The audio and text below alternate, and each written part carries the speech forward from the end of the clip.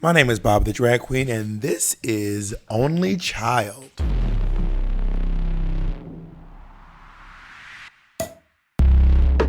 Today I'll be starting my series where I interview essential workers. Today we're interviewing a nurse from New York City named Matt, who works at a major public hospital. Please enjoy.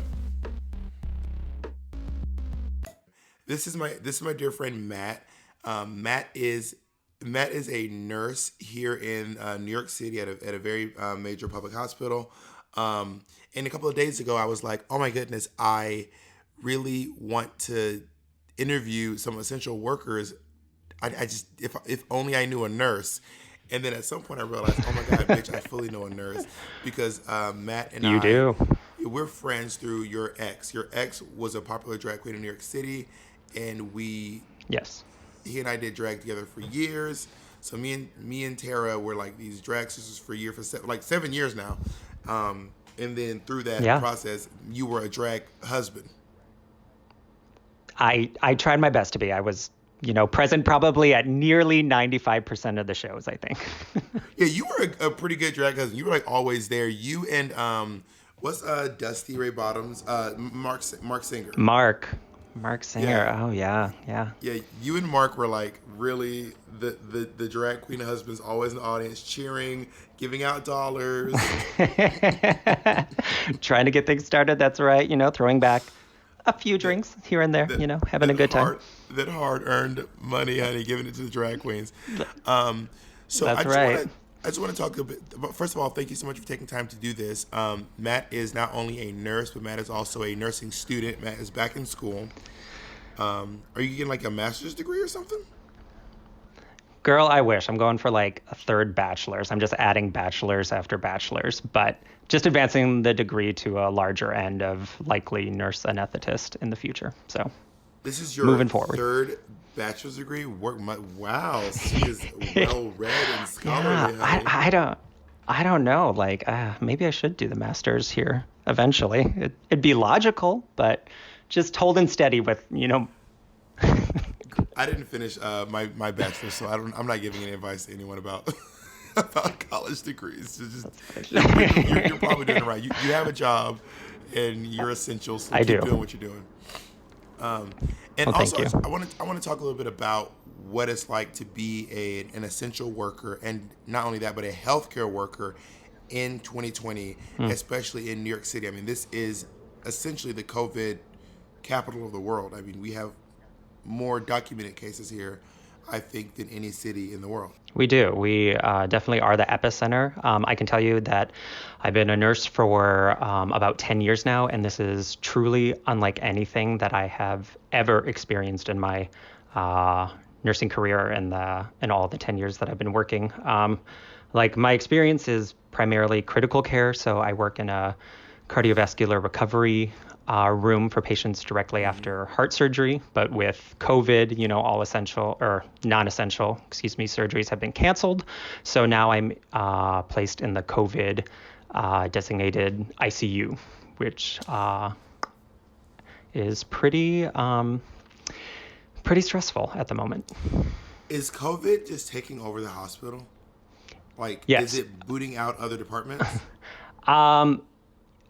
Yes. So our ICU, which is primarily 4 different ICUs, have all been converted into one COVID designated unit. The hospital is really working to find a bed in any department that it can to place COVID patients. So whether that's our emergency ward or our endoscopy suites, the ORs themselves are being converted into COVID beds, and those nurses are being trained to help those types of patients. So anywhere and everywhere that they can make space, they are trying to make space for patients. And I don't know if you heard this or not, but de Blasio was talking about turning dorms and hotels into essentially makeshift hospitals to create more beds for the COVID problem. I have heard that, which is necessary, I think. I mean, we're functioning at overcapacity since this primarily has started, and especially now with the surge. It's the same amount of staff coming in for night shift and day shift, but with this overwhelming influx of very sick patients. Are there volunteers coming in? Are there like retired nurses or former nurses or retired doctors coming in to donate time or anything, or to get start working? I I know that there have been. I can't say specifically if they're coming to my hospital yet. I haven't seen any volunteers per se, but I do know that they are being trained. I feel like they're going to be deployed at the public hospitals that are in dire need of nurses, but again, I don't know for sure where they're going. And do you know any nurses or doctors or any medical workers or staff at all who are working in any of these like hotel and dormitory makeshift hospitals? Personally, no, I do not. So No. I want to talk about this too. So De Blasio is basically going on about. So I mean, everyone's familiar with the diagram of the curve where we go above what we're able to accommodate, and which is definitely where we are at this point. And De Blasio was saying not only are we running out of beds, but we're running out of supplies. So can you talk about some of the supplies that you all are running short on over at your hospital? Yeah, I would say the two most important supplies that we're running out of are the respiratory N95 masks and ventilators. We simply just don't have enough ventilators to treat everybody that's coming in And can you tell who us what a ventilator is for anyone who doesn't know what a ventilator is?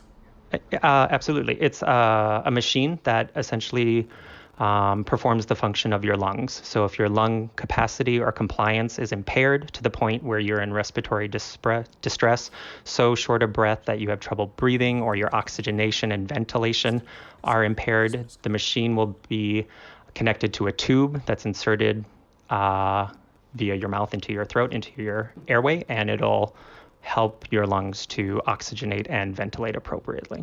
So it basically breathes for you. It does, yeah. Word. In a nutshell, yes. Yes, yes.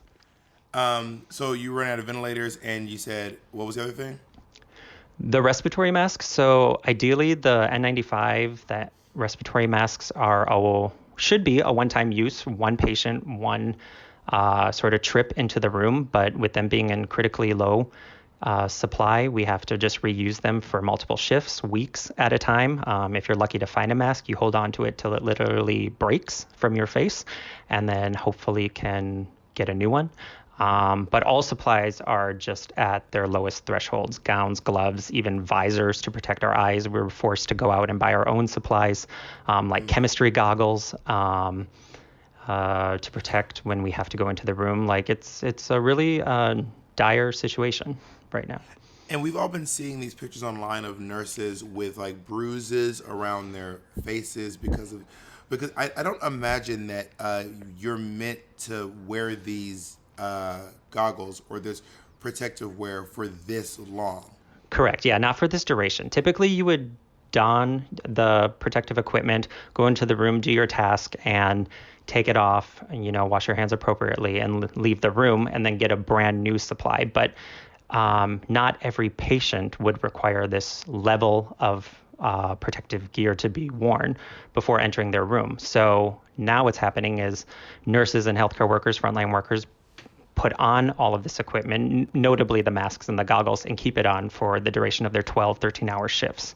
Maybe taking it off to readjust or to, if you're lucky enough, get a sip of water. But the past shifts and weeks that I've worked, I've just left it on and foregone breaks, drinking, eating. Like there's just seriously no time to even get those little things in. So that's where you get all the indentations and the bruising. And my face, is susceptible to that. I don't have the best skin. So it is very sensitive. It breaks down. It gets red, raw, sore, cracked, all of the above.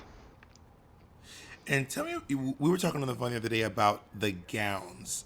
You were saying that there are these gowns. They're kind of basically made from like really strong tissue paper, right? Yeah, I'm not 100% on the material, but they're meant to be used for one-time use, which I have to say for right now, that is what we're doing for the most part.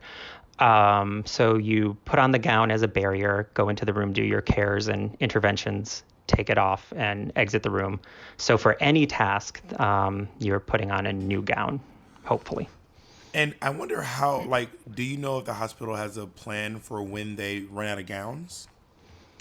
The best plan that they have now is to try to move resources to hospitals as the need presents itself. I was watching Governor Cuomo speak today, and he said that that's their policy. As resources run low and hospitals put out like a notice that, hey, we're out of gowns, hey, we're out of gloves, they'll try to borrow from other hospitals that may have more in stock. But it's a day by day plan. There's nothing long term. I imagine there's probably hospitals in like Ohio or Mississippi or Alabama are probably not going through as many gowns and masks and all that stuff as New York, Washington, California, New Jersey. Correct. So it That's my seems like it understanding. Yeah. probably make the most sense to like take from the hospitals that have more and send it to the hospitals who don't have as much. Right. And in Governor Cuomo's defense, I feel like that's what he petitioned the places and states that aren't using their supplies or need them as much. I think he wants them to try to see if they'll donate them to us. And then once this crisis has sort of reached its peak and is on the way down, and we don't need supplies as much, but other states might, then we can do the same for them. And tell me about are they looking into sustainable stuff like reusable gowns or reusable masks? Not that I'm aware at the moment. I think, some places might have that capability, but that would entail getting housekeeping involved to wash anything or sanitize, and that has a whole process and regulation that needs to be strictly followed. But as of now, no, I don't know of anything like that. And I also just want to talk to you about like people reaching out to you during this time. To like, I mean, I remember when it struck me, I was like, oh my God, my friend's a nurse. I was like, hey, how are you? You're probably getting a lot of that. I am, but I have to say that, the outpouring of support from friends and family and even complete strangers has been as overwhelming as the crisis itself. Like, it's hard to describe the day by day because for many frontline workers and healthcare workers, like nurses in my position, we just show up and do what we have to do with what we're given. We're used to working in extreme conditions, not to this magnitude and not of this severity, but the physical demands of our job we've sort of been conditioned for. But the emotional and mental toll that the constant influx of admissions and codes and deaths and respiratory crises that we're facing really add up. So I've gotten lots of messages, and I'm so thankful and appreciative to all of the support. And with the messages, people have said, like, I wish I could be doing more, or I feel so helpless. I don't think I'm doing anything. But I just want to reinforce and reiterate that even if you are staying home or practicing social distancing, it'll help to lessen the spread, hopefully. And that is very important. And words carry power. So I take all of that positivity and use it to fuel myself to go back into a shift that I know is going to be extremely challenging. So don't think that even putting out the smallest minutia of support isn't doing something, because it is. Because I saw you posted. I mean, as long as I've known you, you've always put a really positive spin on anything you've been going through. I mean, you posted a picture of you at the hospital, but it wasn't like, I've noticed I'm not seeing a lot of pictures from the hospitals of people looking sad. It's like you all trying your best to keep spirits up, and because I mean, also at the level of what's the word I'm looking for? You know the word when you're the contact you're coming in with COVID and COVID patients. And I remember you also mentioned that the death rate at the hospital's higher than you've seen in your 10 years. Correct. Yeah. So I've been a nurse, I think I mentioned to you, like for 10 years. And in the last week and a half, I have had more patients die than in all 10 years of nursing. So it's just a very dire and upsetting work environment right now. So I think everybody that comes in tries to keep spirits up, tries to support each other. I know that even New York City itself, the community, like I was walking to work and there's this 7 p.m. cheer. I don't know how long this is going on for, but I heard it and it made me incredibly emotional. And like I started just crying on my way into work, but it felt so comforting to have that support and sort of armor before going into work. So it is bad. It's very bad. I don't want to understate how truly awful the environment is. And frontline workers aren't looking for sympathy because it's our job. It's what we're showing up to do. It's what we've been trained to do and to help. But people should know that it is very difficult, even for us with the experience and skills, to try to keep up. Well, I mean, I'm just really grateful to you for taking time to chat with me, and I would do it anytime you want. I will make time for you. I mean, I've been listening to De Blasio and Cuomo and Trump and Dr. Faucio talking about this each day, but talking to you really made it really, really real, like more real than hearing the big wigs talk about it on TV, because you're like in it. So when you hear, it feels nice to hear that when you hear that 7:00 clap, it actually does motivate you. It actually does inspire you to do stuff. When you get phone calls from your friends or donations of supplies, it actually does make a big difference. Because I think, yeah, your friend was right. When you're on this side of it, when you're not an essential worker, and you're just doing the quarantine side of it, you feel like there's nothing I can do. And there are people out there who are literally risking their lives and their health and their mental wellness to just to try to help others get over this. Yeah, absolutely.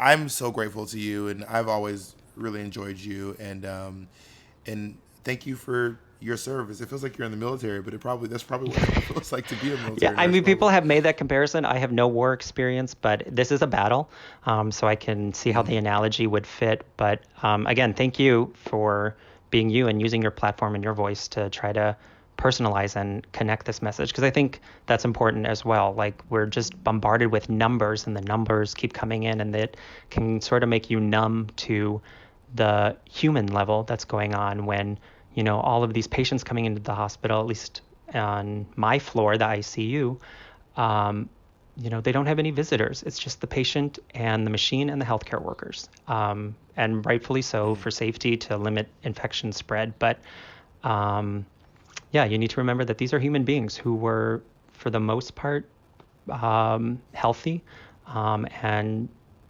just contracted the virus, and it's affecting them in a very negative way. Well, thank you so much, Matt. And I mean, do you have anything you want to say to any of our listeners who may be listening to this, of how they can help, or in your professional opinion, anything they can do to help us get through this? There's a lot, but I know time is limited. I would just kind of hit the bullet points, as cliched as it sounds, like stay safe, stay strong, wear the mask now, really follow the guideline recommendations. I know they're changing day to day. That can be frustrating, but just stay aware of the situation. Don't think that it can't affect you. Even if you're healthy, asymptomatic, you can still spread the virus. But really try to stay as positive as you can and support each other. Check in on your friends, your family. Like I said, sending a thinking of you note will go a long way. So we need to still try to remain connected, even though we're all physically separated. All right. Thank you, Matt. Thank you so much. You are so welcome. Thank you all so much for listening to Only Child today. If you are wondering how you can help support nurses, doctors, and medical workers in New York City with supplies, then click the link below in the bio of this YouTube clip. And I'll talk to you all next time. Peace.